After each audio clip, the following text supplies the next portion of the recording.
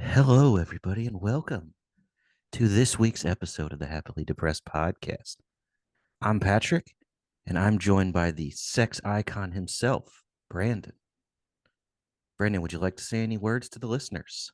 Well, Patrick, I don't know if I'm a sex icon, but I do appreciate that extra boost for the day, as well as the nice soft touch of the voice there. That's pretty nice. Yeah, I figure we scream normally to open it, so We we'll change do things up today. a nice, soft, sensual intro here at the Happily Depressed podcast. In today's episode, we will be reading the dictionary from. The encyclopedia A through Z. No Yeah. pictures. Literally got rid of the worst part, the pictures. Yeah. All right. Well, that was our intro there. I did not know that was going to be our intro. So Patrick just wanted to wing that. So hello, welcome back. We got some sad news today, Patrick. Oh. Yeah, pretty rough. Pablo Escobar's cocaine hippo was killed in a traffic accident. Yeah, I know. Did you say in a traffic accident? Correct. He wasn't driving at the time. Well, I didn't assume that's he what got you meant. fucking smoked, which smoking a hippo in a car, you'd think the car is taking the brunt and the hippo's all good. He died on scene in Colombia. So long story short, I guess Pablo Escobar had a lot of really exotic animals. Oh, yeah.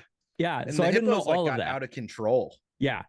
And yeah, I guess they're pretty dangerous hippos, like pretty fucking bad hippos. And one of the last wild hippos, because they released a lot but kept or took a lot into captivity, but some of them got away. This was one that is got away, and the Associated Press reported that this morning he unfortunately was killed in a traffic accident. So it is really sad news.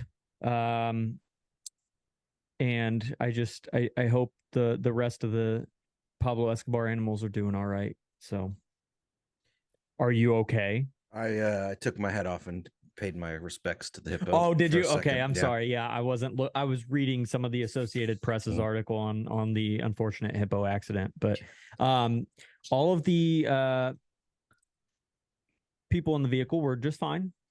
Nobody was hurt. But this the is like SUV, Harambe all over again. The SUV killed the hippo instantly, so it died on the road there, unfortunately. How and it fast weighed does almost 2 tons. Oh my god! In an SUV, yeah. How fast was this SUV going to smoke this hippo? That's the real question. It had to be flying. It is Colombia, so they're all on fucking coke anyway. That's true. So the hippos too, I would assume, though. It is. It's cocaine hippo. Yeah, it's probably snorting. And you see those not. I know you don't have the picture in front of you, but their nostrils are pretty big. You could probably take in a lot of coke at once with those hippos. So enough coke to kill a human, probably. Well, yeah, they're too. I mean, yeah.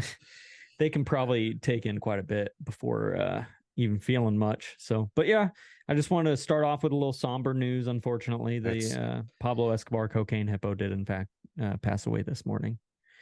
Does not tell me how old he was though, but he's at least like what, at least 30, 40 years, right? Escobar was 80s into the 90s, right? Yeah. It doesn't. Yeah, it didn't give me his age. It didn't even give me his name. It's kind of. Yeah, let's at least give the name of the hippo. Yeah, he show it a little bit. The fucking man has family. Yeah. Did they notify the family before releasing that article? I have no idea. It's Colombia. They do things a lot differently than we do. I'm not sure if their police force is really doing that kind of thing. Not gonna lie. I don't know how they work down there. But yeah, so yeah, probably doesn't have the standards that the U.S. police force has. might not. All right, well, you got a little something for us to talk about now that we've gotten the sad news out of the way. I thought we were moving into your draft next. Oh, that's weird. I thought we were going into your baseball talk. I mean, that wasn't what I've got on my board, but we can do that. Well, I mean, one of us is wrong, and it's not me. So we'll go with, no, it's okay. We'll go with the top 3 movie villain draft. So this week's draft is going to be the top 3 movie villains of all time. Of all time. Yeah. from any movie of our choosing. So it's going to be back and forth, top 3. So Patrick, you do the coin flip honors as always. As is tradition. Yep.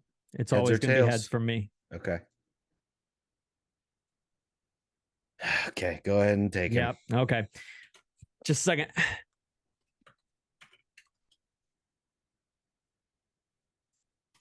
We haven't talked about this in person, guys, but with the first pick in this draft, it is going to be the greatest movie villain of all time, Darth Vader. Yeah. That is all. I mean, you can't argue with it.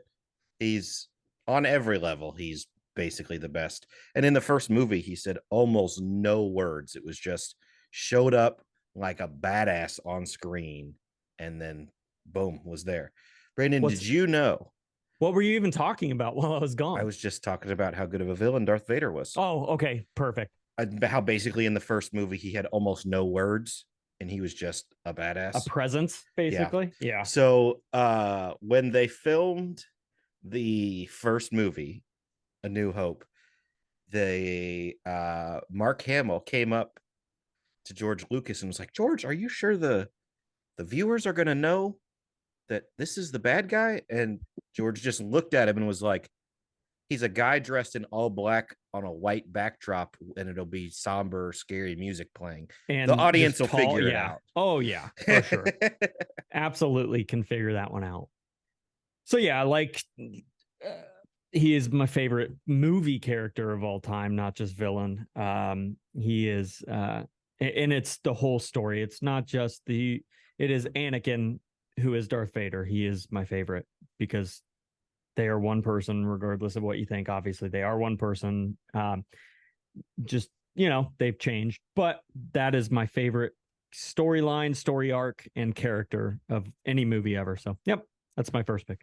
Yeah, and even in as evil as Vader is in most of them, there's still that aspect of humanity for caring for his family and that sort of stuff that brings him redeemable. Back. Yes. Barely. Yeah. Barely. Just barely, but he definitely was. Yep. So, yeah, that's my first pick. And you knew I was going to take that if I had the first pick. So, yeah. And for my first pick, I know what this is too. What do you think it is? It's no, I can't say it because it's on my list, but it has to do. It has somebody with face paint. Okay, then I'm pretty sure it's the same one. It's the Joker. Yes. Okay. Okay. Right. Is it Heath Ledger's Joker? I mean, he's the best one that we've seen on screen. Okay, yes. Cool. Because I have specifically on my list Heath Ledger's Joker. So I just have written down Joker. That's fair. Heath Ledger's Joker is the best. Yeah. The best Joker we've seen. Yeah. Not so much comic accurate Joker, but no. for on screen, he was just eerie and terrifying in all the best ways. One of the best just on screen villains ever. Oh yeah. He was unbelievable. The only thing I could say is, since it's movie villains, Mark Hamill's Joker is pretty fantastic animated wise. Yes, but that was mostly TV show. Yeah, but he did do the movies, and then he did like the Long Halloween and stuff with Jensen Ackles as Batman too. I think he was the Joker again for that. He was. Yeah. So, but yeah. Heath Ledger's is unreal. Yeah, it's absurd. Yeah. So yeah, very good first pick. I assumed it was that. So, all right, my second pick is going to be Willem Dafoe's Green Goblin. Ooh, Willem Dafoe's Green Goblin in not only obviously the first Spider-Man, but then bringing him back in No Way Home. He was just exactly what you wanted him to be. Just he fit right in. He blended in. He did his job to infiltrate, and then as soon as basically he had his opening, he was like, I'm fucking back. Like basically Norman's on sabbatical, honey. Yeah. Such a good line, yeah. man. Yeah. So Willem Dafoe's Green Goblin is really fun for me to watch. And I think he's just a really good villain. So yeah, Willem Dafoe's fantastic in general, and he fits Great that actor. Role amazing. But yeah. So I'm between two for my next one. I don't think you're going to take either. Okay, I have two left on my list. But yeah, well, you're only picking one more. So yep, I know. Yep. I think one is a better villain, but I think one has a better chance of you picking him. I think I know what you're going to pick. Man, I it's am like we're gonna best friends or something. I am gonna go with Sauron. Oh man. Okay. All right. Okay. I mean, the Lord of the Rings movies and books are some of my favorite ever. I've been reading through the books lately, or listening through them. I've been doing audiobooks because, well, I'm kind of retarded. Um, and it's just so good how he's just orchestrating everything from basically He did you. creep me the fuck out in the Yeah, first one when they first show him or whatever. when they show the battle scene. Yes, Yeah, dude, he was creepy. They did a good job. yeah. Well, and then in the TV show, the Never watched Amazon it. TV Yeah, show, it just expands on him so much and gives a lot of depth that's not, because in the movies he's basically this all-seeing, distant, terrifying presence, sure. Yeah, basically. But yeah. in the TV show, you see a little bit of almost humanity with him. Okay. It's but in a weird, twisted sort of way. It's very good. It very much adds to the character. Yeah, I mean, his character isn't like overly explored in any of the Lord of the Rings. I wouldn't No, say a he's little bit more in the books, but even yeah, still, very, very minor. yeah, yeah. So Plus, that okay, armor is just so it is badass. really cool. The helmet, they are yeah, pretty sick. He definitely looks menacing. Oh yeah. Yeah. So I thought you were I thought you were gonna say somebody else, a Star Wars character who Oh happens to be your first or your favorite probably character. yeah, but I feel they didn't do him very well in the movies. You're correct. That's fair. Okay. Most of Um, why I love him is from the TV show. that's fair. Okay. So I am down to two, and I kind of, I know they're great villains. They're just not like, they gotta be on the list. They're just not. Mhm. But I'm gonna go Leatherface from Chainsaw Massacre. Okay. Yeah. So I mean, obviously he is just menacing and just killing everyone with a chainsaw and has like no real remorse, anything. He just does it. He just basically his fun is making teenagers and young adults run from him and then ending up catching them and cutting them up with a chainsaw. So it's pretty fucking scary. I mean, I wouldn't like to face him. But yeah, I'm not a huge horror movie guy, so I'm I not don't know either, that I've but ever seen Texas Chainsaw Massacre. yeah, I'm not a huge horror or really any sort of scary movies. Just don't do it for me Most in of a them just general aren't sense. scary. Yeah, that or I nitpick like really stupid parts Yeah. that are just outrageously dumb and could have been fixed, or like you could have avoided a whole situation by not making a really poor decision that is like a basic There's a decision. wall of firearms, and Yeah. rather than the shotgun, she took the bolt action sniper rifle Perfect. for Yes. room to room combat. You get one fucking round, lady. That's I'm looking about at it. you, the most recent Michael Myers movie. What's that? Friday the 13th? Oh, Halloween. No, Halloween. Yeah. She grabs the Jamie bolt Lee action Curtis, rifle right? off the Yeah. wall, and there's like a shotgun and something else. Like, Yeah. I'm gonna take the shotgun. Thank you. You'd think Not after dealing with him so fucking much, for she would have 40 years. she would Yeah. have figured that out, but I guess not. Oh well. So, all right, last pick for you. Mine is first off probably the only villain on this whole list that actually accomplishes what he wants to accomplish. Okay. Jesus. Raul Silva from Skyfall. Javier Bardem's character. Oh, wait. Are we talking about the guy whose face is all? Yeah, it pops the teeth out when he's in the cage. Great villain. Yep, Yeah. I would agree. That's good villain. Javier Bardem just portrays him in such a like creepy but terrifying all at the same time. Yeah, he's fantastic, and I mean those Bond movies are pretty damn good. Yeah. They're certainly not bad at all. But yeah, he's a good villain. His only goal through the whole movie, just kill M. That's it. Yeah, doesn't give a fuck about anything else. He just wants revenge because he was an him. agent at one point, right? Yeah, and she basically gave the kill order and fucked him. Yeah, so that's a good one. I wanted to mention Pennywise just because that was my other person, and I know again horror, but like he's a pretty good villain. He's pretty good villain. So, all right, well we're done with the movie villain draft, so we will go on to your topic now. Go ahead and introduce your topic. MLB talk. We already baseball. talked about it a little bit. Let's talk about the first, we're 25 games into the season right now? Yeah. Roughly. So let's talk about first 25 games of the season. Okay. Who's overachieving, underachieving, who's where they should be? Any predictions for the rest of the season? So what you got? Give me just 1 second. So obviously a team that did surprise me in terms of gosh dang it. I think there are two standouts here with this one. Yeah. So for me, the team that it surprised me in the worst way has underachieved in a massive proportions based on their lineup is the St. Louis Cardinals. Okay. To me, they should be the number 1 or number 2 team in the NL Central. But with the Brewers and them being basically interchangeable, you could almost pick a day and one of them would be on top. And they are not anywhere close to being on top of the NL They're Central. playing like garbage right now. They have a losing record, and it's not even like close to 500. Their winning percentage is .391. Yeah, they're 9-14 right now. And the Reds are 3-4-8, if that tells you anything. For anyone in the NL Central, the Reds are not a good baseball team. No. And as a Cubs fan, it warms my heart to see the Cardinals being such a failure this early in the season. Obviously, things can change, of course. Right. But it really warms my heart to see that they are, in fact, failing.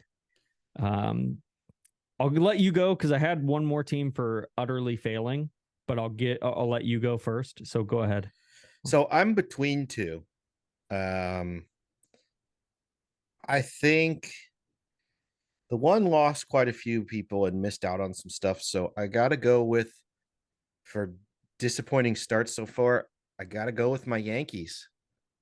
13-10. Granted, they're in the best division in baseball by far. It's not even close. I'm looking at the win percentage in the record, and nobody's below 500. Every team is 500 or better, and the AL East has a winning percentage of like 740 against non-AL East teams. Yeah. So they're in the hardest division, but they've had some pretty rough setbacks early on. Giancarlo Stanton out for the next 2 months. Yeah. Carlos Rodon, who was supposed to be their number 2. I don't even know how much longer he is going to be a factor in that in the Yankees lineup. I don't know. Well, he's so weird because like clockwork, he has a third of the season that he's complete and utter dog shit. Yeah. A third of the season that he's hurt, and a third of the season where he is the best player in all of MLB. Sure. It's every year. That's his. Yeah. And he's right You're on paying track him like he should be a banger player basically all year. Well, his contract isn't that out there. I guess not compared to recent contracts, but I guess when he signed it with the Yankees, it was quite large. Well, he signed it with the Marlins. Oh, they just okay. I thought he's never re-upped with the Yankees. No. Oh, okay. He signed that Marlins contract 7-year or 10-year with the Marlins. Yeah, I think it was 13. Yeah. Jesus Christ. 13, 14 years. Yeah, 13 years. In what, like 2016 or something? 2015, he signed it. Well, and the wild thing, the almost... Marlins are still paying part of his contract every year. Yeah, that's nice. The Yankees are only paying him $20 million a year. What's the contract per year? He's making $32 million a year. So they're funding $12 million out of the 32. Yeah, they're eating almost half of his contract. They got fucked on that, whatever that was. Good job. Yeah, no wonder you're a dumpster fire. I don't know what happened there, but yeah. I mean, the Yankees at least have hope because they've got 2 Cy Young contending pitchers that'll come back off the IL. Giancarlo Stanton, MVP caliber player when he's playing well. They've got some bullpen pieces that are top end bullpen pieces. But right now, things are not the most fun to watch for the Yankees. It's fair. Yeah. Team of I just think needs to be mentioned, and maybe they're just, it's beginning of the season. San Francisco Giants, they're such a good organization. The Giants were my other one. Yeah, they're such a good organization, but man, they're not playing very well. 9-13. They're every year they are contenders almost. It's weird to see them have a down year. And again, it's so early in the season. We got 100 fucking games left, more than 100 games. 140 games left. Yeah, plenty of fucking games to play. I'm not really worried. They'll probably shoot right up the ladder, and they're always a second half team anyways. So that's fair. Yeah. They always seem to like go on a 45-10 game at streak at the end. Yeah. So, all right. Well, with my oh no, remaining time 9 minutes on this podcast. Uh-oh. Before Zoom quits us out. So I guess I may have to edit some stuff together. You might have to actually do that. Yeah. So my team that has surprised me in the best way possible, and you were probably going to take this team, but the Pittsburgh Pirates. That was one of them. Yeah. For being a dumpster fire organization for the past 15 years, pretty damn good. And they added almost no one this offseason. It's just their prospects. Back, yeah, and their prospects overall have developed pretty damn well. Yeah. Like their young guys have developed pretty well. So Reynolds having a hell of a season. And then we have what's his name? Gosh, Andrew McCutcheon? No. The dude who's just fast as shit and was raking last year. He's a prospect, but he's with the Pirates. Gosh dang it. Yeah, I don't even know who you're talking about. Talking about Ke'Bryan Hayes? Nope. Where are you at, buddy? I'm trying to. Where is he? Oh, he must be hurt now. That's why. But anyway, he was playing good until he got hurt. Gosh dang it. Oh yeah, O'Neal Cruz. Oh, okay. O'Neal Cruz. Yeah. O'Neal Cruz. O'Neal Cruz is good. Yep. He started off decently. He's kind of slumped a little bit. He was great last year. And his injury is kind of obviously put a setback to that, but they're playing so good without him that, I mean, if you add him back to the lineup, you probably should be better, but yeah. So yeah, that'll be my team that surprised me. And mine is the other one. Really, you should know the other one, the Tampa Bay Rays. Yeah. How have Fantastic. They have no one on their roster. I know. And every year it's just like, we're going to beat the shit out of everyone. Yep. They do it. They do it all the time. It's literally just unbelievable that their roster looks like shit every year. Yeah. It's like, oh, I don't even know who these guys are. And then they're like, yeah, I'm 20-3 and I'm probably going to go to the World Series this year. Like they just do that shit where randomly they're like, yeah, we're going to go to the World Series. And they just go to the fucking World Series with a bunch of nobodies. Yeah. And they always wow, I completely drew a blank of what I was trying to say. No, they do playing great baseball. Oh, yeah. They always at the trade deadline, just basically trade all of their bullpen pieces away and get all new ones. They just burn the shit out of their arms all season. You're fucking done, boys. Yeah, burnt toast. Get the fuck out of here, bitch. Yeah. All right. Well, then what? We got a team that is right about where we thought they were going to be. Okay. Yep. Right where I thought they were going to be, the Atlanta Braves, probably. I mean, the past 5 years, they've built a hell of a team. They're 15-8. I expected them to be within the top 5 of the MLB. They are. Mm-hmm. That's pretty much. I mean, I have come to expect the Braves to be a good team every year, and this isn't a surprise to me. So, yeah, and well, when I was looking at this and came up with this topic, I didn't expect to literally only take AL East teams, but the Toronto Blue Jays, they're right where I expected. Third in the East. Really good. Baltimore's a shocker now that I'm looking at it. Though. Every single they still fucking suck. But you don't watch AL East baseball. Yeah, I don't. Every single year, the first month, they are one of the hottest teams in baseball. Yeah. And then come middle of May, they'll just stop winning games. That's fair. Every single year. Yeah, that's fair. Well, and we're right on track again this year. A team of such, their pedigree is pretty shit. So it is shocking to see them up there, better than the Yankees right now. That's true. Yeah, they are for now.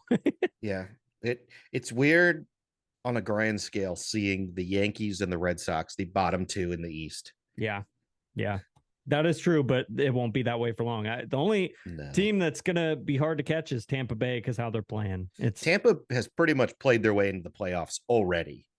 Maybe, yeah. I mean, there's so many games. It's pretty hard to, but if they continue and coast and play 500 baseball, if they win 3 more games without losing, so 23-3, they can go 500 ball for the rest of the season. Yeah, that's what I was saying. Yeah, 500 and be ball. 100 and win 100 games. Yep. Yeah. Yeah, you're right. Yeah, you almost guaranteed to make the playoffs, at least a wild card spot with 100-game win. Yeah. So yeah, Toronto Blue Jays are pretty solid. They're a good team. Man, the AL East has some. I guess I didn't realize that. Got Tampa Bay, Toronto, New York, and Boston, all very good baseball clubs, and then Baltimore, who fucking sucks usually, who will always end up in that last slot, I'm assuming. But that's a really tough division. Yeah, every year it is, and it always gets people always forget about it. But yeah, you think about the Yankees and the Red Sox, but you don't think about the fact that the Blue Jays have built something pretty solid there, and then Tampa Bay, which just decides every year they're going to be good. So yeah, it's like they collectively say, okay, we're going to be good this year. Yeah. It was a good talk. And with that, we're going to go on to the conspiracy theory of the week. Patrick, yeah, conspiracy theory. Yep. Sorry if that was jumpy, guys. Zoom kind of decided we needed to start over. Yeah, it had a weird thing. It disconnected us. So we're back though. Yeah. So my conspiracy theory. So last week we went kind of almost too realistic almost. And this one's going to be pretty damn similar. So my conspiracy theory is that the Republican and Democrat politicians don't actually disagree on anything.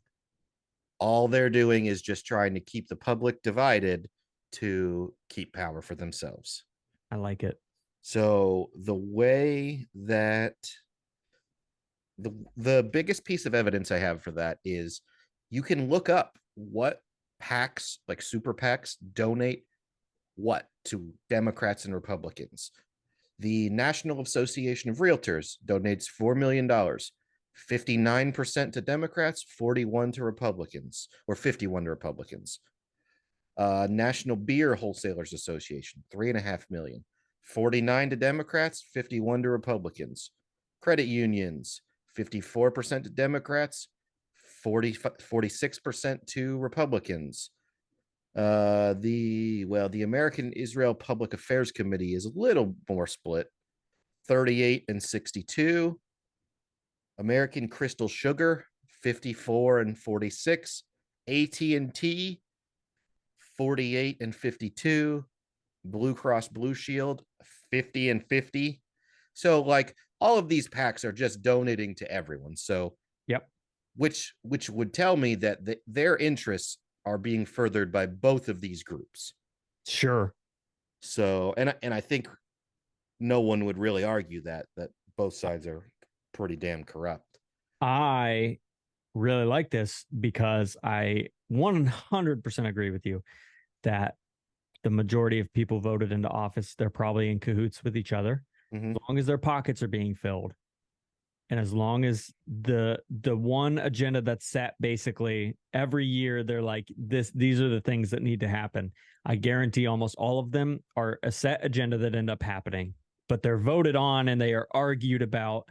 And it's a whole charade. I guarantee it. And I totally agree with you that it's all about politicians on the left and the right filling their pockets. Yep. Getting hey guys, let's get rich. This is how we get rich, and let's play our part. It's fucking theatrics. I would agree with you 100%. And it turns into a bigger conspiracy when you think about what that entails. Is basically we're all puppets in that scenario, that we have zero say in what's going to happen regarding legislation when you really think about that, because the people that are deciding are so corrupt, and all they care about are they have a jump on the stocks every time. Anytime there is a stock that's going to jump, or a nobody stock that's going to just absolutely fucking explode, go look at how many politicians or their family members invested in that shit. It's going to be wild to see. It's it's both sides. I know. That's what I'm saying. Yeah. Yes. Pelosi's the most well talked about it. Well, yeah, because you look at her net worth and then her salary every fucking year. Doesn't give a fuck. She just does it. Yeah. But both, I mean, you can look at any politician on either side. What was his name? Gosh dang it. Fucking looks like a fucking turtle. Oh, Mitch McConnell. Yeah, Mitch McConnell's a slimy little bitch too. Yeah, look at his slimy little fuck. Yeah, look at his taxes. He's just raking in money. The one that cracks me up the most is Bernie Sanders, though. I'm not gonna lie, because that dude's a fucking millionaire, and he's like, "Oh, tax the rich." He's like, "Oh, don't worry about my fucking beach houses in Vermont and shit. Like, don't worry that I live in a multi-million-dollar neighborhood. But we got to take it to these fucking corporations." He's such a dumb piece of shit. Yeah. At least I can stomach some of the others, because they don't give a fuck that that they're doing that. They're just like, here's my dick. What are you going to do about it? Yeah. Whereas Bernie Sanders is actively preaching the opposite of that. Yeah. Yeah. Bernie is like a politician's like, he's the biggest scam. Oh yeah. Because people rode that Bernie train, and sure, feel the burn, baby. Yeah, feel the burn. Yeah, you guys are all idiots. I'm not gonna sit here and lie. You're all idiots. The dude is holier than thou for them, and they worship the ground this old fart walks on. But this dude is a absolute multimillionaire, making his $90 or $100 something thousand a year, and as a senator or whatever. It's just wild to me that everyone is like, yeah, he's the guy. He's the guy. He's an old white politician that you all preach about hating. Yeah. Just because he says what you like to hear, but he doesn't follow those steps at all. No, nothing he does remotely is even close to what he preaches. Have you seen Larry David on Saturday Night Live pretending to be Bernie Sanders? Great Bernie Sanders. You want to vote for a guy that has 2 pair of underwear? He is awesome. Yeah. It had me crying laughing watching that. Yeah. Politics, I could truly talk about all fucking day because I hate it. And I was once just a massive conservative Republican. And I've gone about as close to libertarian as I can at this point over time. I served in the Marine Corps. I went all out on this conservative beliefs, because when you join the military, the 80% or more are probably conservatives. That's just as what it is. It falls in line with conservative belief. But man, after that, and being a police officer and seeing some of the things in this country going on, things like that, man, both sides really suck dick. And libertarian and constitutionalism is basically if it's not in the Constitution and it is not complete common sense to the point of it's stupid if you don't have that as a law or something. Yeah. I don't want it. It's like, leave people alone. Property tax, my least favorite thing like ever. Hey guys, you just spent $400,000 on a house. Guess what? We're going to make you pay $2,000 or more a year to rent the land that you already bought. Yeah, I hate the government. It cracks me up because, so as a kid, there was always like my one uncle I always found kind of odd, and I'll get to where I'm going. I know it's out there already. Always found him a little odd, but the more I've gotten older, how odd? Just weird. Did he ever make a pass at you? Or? No.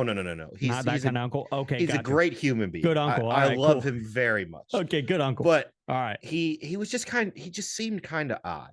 And the more I've grown up, the more I've realized, okay, I mean, maybe he was a little odd then, but I'm not that far away. I'm not that different from him in a lot of my beliefs. Yeah. It's like we were at Thanksgiving on a Zoom call, because we're all over the country, our family. Yeah.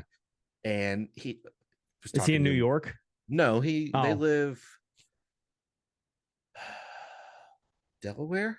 Oh, okay. It's northeast. Maryland. Yeah. My aunt was in the FAA for like 30 years and was like at the top level of the FAA. So she worked in Washington, so they lived around there. Maybe Virginia is where they live. I don't know. I almost worked in Washington. That would be a nightmare. Yeah. But because I was chit-chatting with him and he was like, oh, and we were just joking back and forth, having a good old time. And he's like, oh, so I hear you bought a house, or I hear you own a house now. And I said, well, I own about 22% of a house. The bank owns the rest. Yeah. And he chuckled and he goes, yeah, you know, even after you pay all of it off, you never really own it because the government's always going to come for theirs. Yeah. And it's I true. was like, man, this guy that I thought was odd earlier in life is just saying stuff that I could see myself saying. Sure. Yeah. Yeah. That's cool. Yeah. My beliefs have drastically changed in the past 10 years, 5 years, really. Well, and a lot of that's probably getting out into, we'll say, the real world. Sure. Because even, I would say, even when you were in the military, it wasn't the real world. No, you were still with a fairly controlled. similar controlled environment group of people to do a similar task. Sure. Yep. Whereas once you get out and do actual jobs in society, that's not, no one gives a fuck about you. And I feel like my job specifically, excuse me, gives me the for opportunity. Our audio listeners, sorry for that. Brandon had a massive yawn. Yeah. I get the pleasure and the ability to see people from the craziest difference in amount in like walks of life. I see incredibly wealthy people. I see incredibly poor people. I see people with like unbelievably horrible mental health issues. I see people who are completely fine. So that's kind of changed my outlook on a lot of things as well. And even the way I police and what I think police officers should and shouldn't do. Man, when I got into the job, I was so gung ho to go stop all this crime and get all these marijuana busts and anything. It's wild. Here we are 1 week after a 420 1 week episode, after our weed episode. Yeah. Man, I was so stoked to do that. And then, you take a step back and you have some discretion in the things you do. And it just makes you think like, wow, who is that really hurting? Who is really being affected by me basically being a hand of the government, making someone pay a bunch of money over some fucking plants like that? There's parts of the policing job that really irritate me. And I try my hardest to change them and to do my part to make sure that people are taken care of and people are like have a positive outlook on police after the fact. But man, the old timers especially, you can't change. Oh, fuck, man. You can't change what their thought process is of beat somebody with a mag light and bust someone for the smallest amount of shake on the floorboard, like shit like that. So we did get a little off topic there. Yeah, sorry. but I think we're having a good conversation about it for being off topic. We are, because I mean, even with politicians. Well, I mean, not really, but but even with like what you're saying about policing, I think there's nuance that a lot of people forget exists. Like if you're running radar, what is the goal? What is your goal on a macro traffic scale? Enforcement, which would be you want people to drive more safely, correct? Is that it? Okay. Yeah. There are obviously going to, if you ask find me how many tickets I've written in the past. Well, yeah, well, that's where I'm going. 3. You pull someone over for speeding. Obviously, there are the group of people that writing them a ticket for speeding, making them pay some money out of their pocket is going to be what changes that behavior. Potentially, yep. But there are plenty of people that you walk up to that window and you can just, I'm sure you can already tell, this person's already in their own head way more than I'm going to. Writing them a ticket is not going to change anything. Yeah. Giving them a little bit of lenience and grace here is going to do more good than making them pay $150. Unless the person's putting like the public in an immediate danger. Stopping a car to let them know that, hey, through here, let's just slow down a little bit. I hope you have a good rest of your day. Yeah. I think that does way more in terms of their perception on interaction with police, as well as they're like, okay, I got that warning. Let's not fuck up again and make this not a warning. There's plenty of people that think like that. And then there's some people that think, yeah, fuck it. Give me the ticket. I don't care. And that's fine. Enjoy your $300 payment to the government, I guess. Yeah. It's pretty silly. I would rather be doing a lot more with my $300 than paying the government. Yeah. But I think police officers have a really good opportunity to. Holy yawns, man! Yeah, sorry, you're just going with them. Yeah, I know. Have a good opportunity to really change people's minds on policing, but then we get idiots who change the mind right back. It's so much harder to sway them that we're a good group of people than it is to sway them that they're a bad group of people. God, like, what was it? Memphis? Oh, Those. yes. I mean, we don't need to talk too much about it, but like, yeah. There's no amount of good that can be done to undo or rectify that. It ended up showing that they targeted him too. Like he was he was more of a target than just like a let's beat the shit out of this guy right now. It was more like we're gonna come beat the shit out of this guy later. Yeah. But yeah, policing as a whole, like, man, one bad thing and it ruins it for everybody. And the good things don't get noticed nearly as much. And that's okay. It's a thankless job for the most part. Right. And that's fine. I don't care about someone coming up to me and say, it's more awkward when someone comes up to me and is like, thank you for your service. I'm just like, thanks. Can I enjoy my fucking breakfast? Yeah. While we're thinking of it, thanks for your service, Brandon. Yeah. Thank you, sir. No, but I just, sure, every now and then pulling a lady out of a burning building and being thanked, or saving a little kid or something like that. A thanks is nice, but like just coming up to me and doing it is not really, I don't really need to hear it. So sure, say thanks for a specific thing that you did to Correct. someone did to better your life. Yeah. Don't do thank on the macro level, because you don't know. Maybe you are a shithead cop that they're coming up and thanking. Yeah. Thank me for being a piece of shit. No, I think I take pride in being an officer that takes time to actually help people instead of just like, basically there's plenty of cops out there that are like, you broke it's black and white for them, and it pisses me off. And there's officers on my department that are like that, on every department, but it is black or white. Did you break the law or did you not break the law? If you broke the law, this is what's going to happen. If you didn't break the law, this is what's going to happen. It's like, dude, sometimes that isn't the answer. Yeah. And that shit frustrates the hell out of me. But yeah. Well, we said pretty much all I had for the conspiracy, and then got a little off topic. Yeah, sorry about that. Yeah. No, it was a good little 15 minutes we had there. Yeah. I don't have anything else for the people. Yeah, moral of the story: hate all politicians. Yes, they're all bad, and politicians are not your friends. They are wanting us to be beneath them. A politician out there is not in their office thinking that we are the same as them. No. I think we are their constituents. They're subjects, and we just have to pay our dues. Basically, we're peasants. So with that, yay. With that, we will obviously be doing video and audio this week. We're gonna, let us know what you think of the webcam one. Yeah. So we're gonna try some new stuff out, since we don't live super close. Yep, we're still obviously like to get the YouTube viewers in, but let us know. Is this something you'd like? You'd like to see something different? Do you prefer this over just audio, or would you rather it be audio only or in person only? Because we found that in person is our most successful in reaching an audience. And we're hoping that this is a good middle ground between the two when we can't make it into the same room together. Obviously, our goal is still to have as many in-persons as possible. So for those of you that like those, that's our goal. Yep. But seeing that's facial not going to be expressions, everything. playing off of each other is much easier when you can see the person. This is still, in my personal opinion, I like this more than just audio. I do as well. I enjoy being able to see our reactions to things, because I can say or hear a lot by what your look. So yeah. Well, your yawn, I would have had no clue what was going on. Bro, that one, audio.